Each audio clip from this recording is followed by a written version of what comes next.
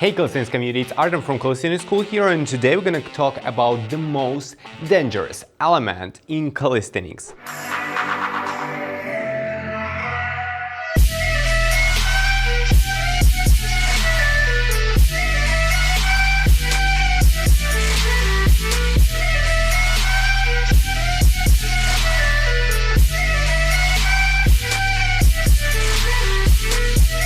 Before I get started, I want to talk a little bit about why I choose this theme.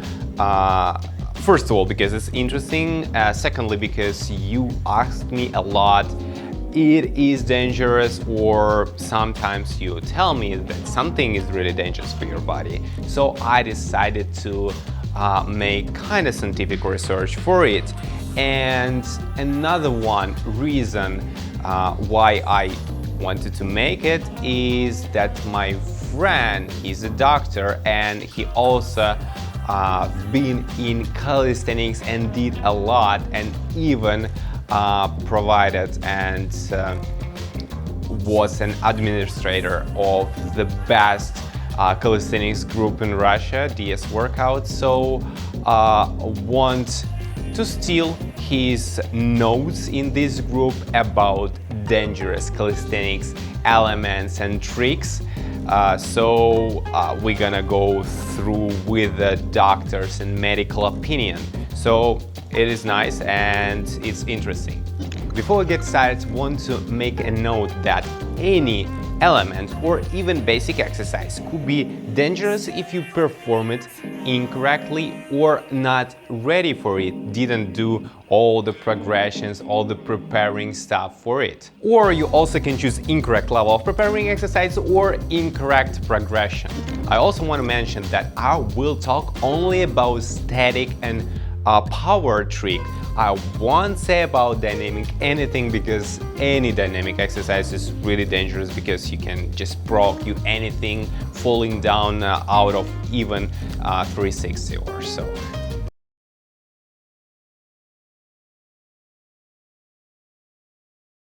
And the first one is flange on the fingers. Actually, any trick on your fingers is dangerous. Why? Because your fingers are made for precise, specific, small work, not to hold whole your body on your fingers.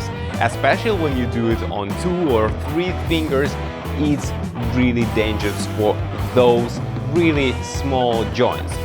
First of all, if you will get prepared for it, it will be fine, but after years you will get so many diseases with your joints, so you couldn't bend them properly, you couldn't make this small precise work they made for, and this is gonna be really painful.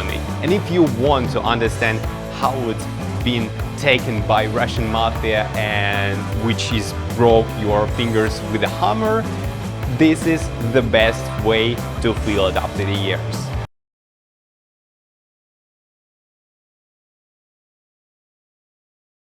Alright, so move on. Second one is Maltese. Burden on your elbows in Maltese is over than dangerous. Imagine that you hold your body weight on this small joint and nothing else could help you. Actually, bicep and your wrist muscles can help and hold it out there, hold and a little bit stabilize your elbow. But anyways, you lock in the Maltese, especially in a pronated position, and the most burden of all your body weight lay on it. And if you are long or weight much, it's multiplying even 1,000 times. So I don't recommend someone with big weights or big levers to do Maltese at all. Alright, so just a small story. When I was in Holland to train with Jeroen Helder, he is an Olympic athlete, and of course holding Maltese's planches like a piece of cake, and asked him to show something like just a set on the rings with the Maltese and stuff, because want to be inspired. He said, actually I train Maltese and specific sets on the rings with the hard elements once a week or once in 2 weeks. Everything else is preparing, conditional work and stuff like that. I was amazed because I realized that calisthenic athletes doing it like everyday basis, trying Malteses and holding them. But now I understand that it makes totally sense.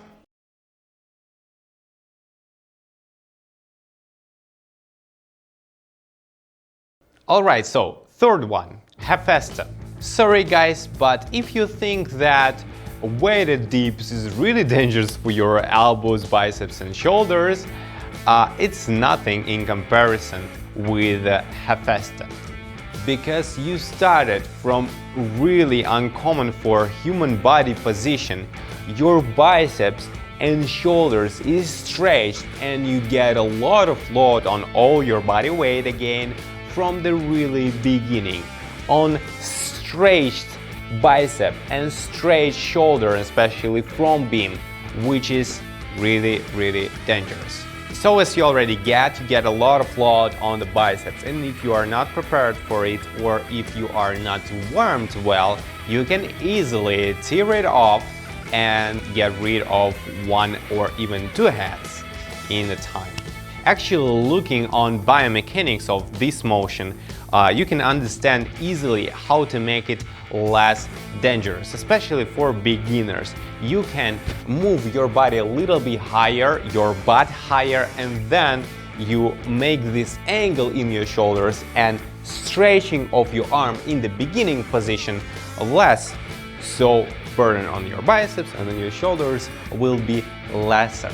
So listen to that advice, and when you will get started with that trick, for sure start with lifting up your upper back and butt a little bit higher before start bending your elbows.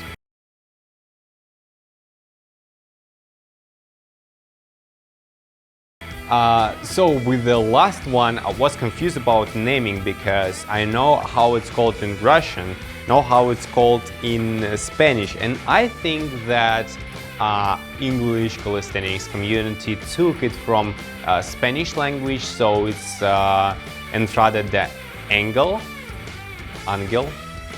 whatever it is, right? So you can guess that it's angel Hepasta and it's performed like that.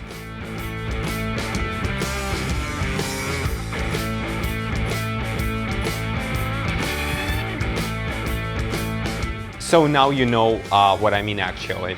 And I don't think I should talk a lot about this exercise because it's just obvious that this is really dangerous exercise for biceps, shoulders, even wrist, because you start from really uncommon wrist grip, invert grip actually, not a bottom, but really invert grip.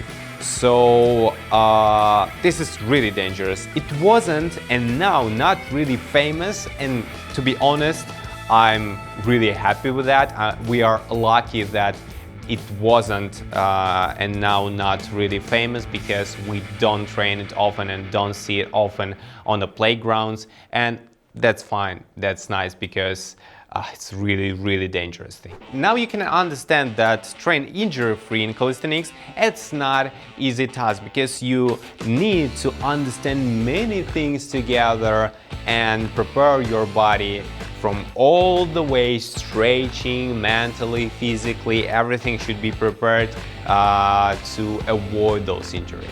On my own way, I faced with so many injuries and now suffering from it, and I don't want you to be on my side. I want you to get all my power in my best days without injuries. That's why I made everything for it in my courses, and even training planches, Malteses, one-arm handstands. You will get it really slow, detailed, and of course injury-free. So check it out, all the links in the description. And even if you are the beginner, you will be able to start with a smart way with our basic course, where you will find all the basic exercises from the really beginning. And if you even have no 0 pull-ups, you will understand how to get it properly with the smart way. So check it out, all the links in the description. Alright guys, hopefully you like that types of video. If you are, for sure let me know in comments, and see you in the next episode. Subscribe, like, and turn on notification button to see our videos first.